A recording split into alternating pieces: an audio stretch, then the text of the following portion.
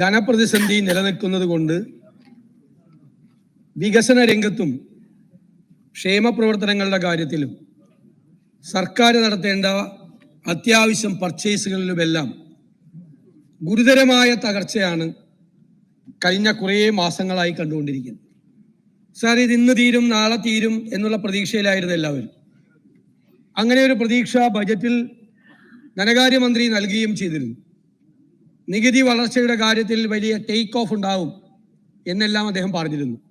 പക്ഷെ ദൗർഭാഗ്യകരമെന്ന് പറയട്ടെ സർ, കേരളത്തിൻ്റെ ധനപ്രതിസന്ധി ഈ സംസ്ഥാനത്തിൻ്റെ ചരിത്രത്തിൽ ഒരു കാലത്തും ഇല്ലാത്ത തരത്തിലേക്ക് തകർന്നിരിക്കുകയാണ്. ഏറ്റവും രൂക്ഷമായി ഓരോ വകുപ്പ്, ഓരോ മന്ത്രിമാരുടെയും ഓരോ വകുപ്പെടുത്ത് പരിശോധിച്ചാൽ പണമില്ലാത്തത് കൊണ്ട് നിർത്തിവെക്കപ്പെട്ടിരിക്കുന്ന ക്ഷേമ പദ്ധതികൾ, വർഷങ്ങളായി നടത്തിക്കൊണ്ടിരിക്കുന്ന ക്ഷേമ പദ്ധതികൾ, വികസന പദ്ധതികൾ, ബില്ല് കൊടുക്കാനുള്ളത്, എല്ലാവർക്കും ബില്ല്, ഇപ്പൊ ജലജീവൻ പദ്ധതി ഉൾപ്പെടെ കോടിക്കണക്കിന് രൂപയുടെ ബില്ലാണ് പേ ചെയ്യാനുള്ളത്, കുടിശ്ശികയായിട്ടുള്ളത് കോടിക്കണക്കിന് രൂപയുടെ. PWD കോടിക്കണക്കിന് രൂപ.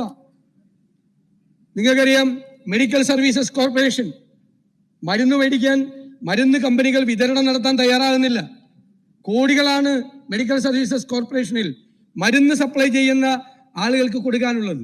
സപ്ലൈകോയിൽ പ്രോപ്പറായി സാധനങ്ങൾ സപ്ലൈ ചെയ്യുന്നില്ല. പലപ്പോഴും അത് മുടങ്ങുന്നു. കാരണം സപ്ലൈകോയിൽ സാധനങ്ങൾ സപ്ലൈ ചെയ്യുന്ന വിതരണക്കാർക്ക് കോടികളുടെ ബാധ്യതയാണ്. ജീവനക്കാർക്ക് കൊടുക്കാനുള്ളത് 1,00,000 കോടി രൂപയാണ്.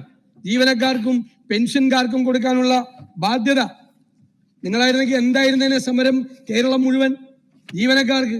ഇപ്പോഴൊക്കെ സർക്കാർ വിലാസം സംഘടനകളിൽ ഡോക്യുമെന്ററി ഉണ്ടാക്കി കൈകൊട്ടിക്കളി നടത്തിക്കൊണ്ടിരിക്കുകയാണ്. 1,00,000 കോടി രൂപയാണ് ജീവനക്കാർക്കും പെൻഷൻകാർക്കും കൂടി ഈ ഗവൺമെന്റ് കൊടുക്കാനുള്ളത്. സാർ, ഇങ്ങനെ വ്യാപകമായി ഇത് പോവുകയാണ്. കേരളത്തിന്റെ കടം എന്ന് പറയുന്നത് GSDP അനുപാതം വെച്ച് നമുക്ക് 3% 39,876 കോടിയാണ് കടമെടുക്കാൻ കഴിയുന്നത്. സാർ, ഇപ്പൊ 6 മാസം കഴിഞ്ഞപ്പോഴേക്കും ഏകദേശം 26,000 കോടി എടുത്തു കഴിഞ്ഞു. ഈ മാസം 2,000 കോടി കൂടി എടുത്താൽ അടുത്ത 3 മാസം 7,000 കോടി മാത്രമാണ് ബാക്കിയുള്ളത്. എല്ലാ രംഗത്തും പണമെടുക്കാൻ പറ്റുന്നില്ല.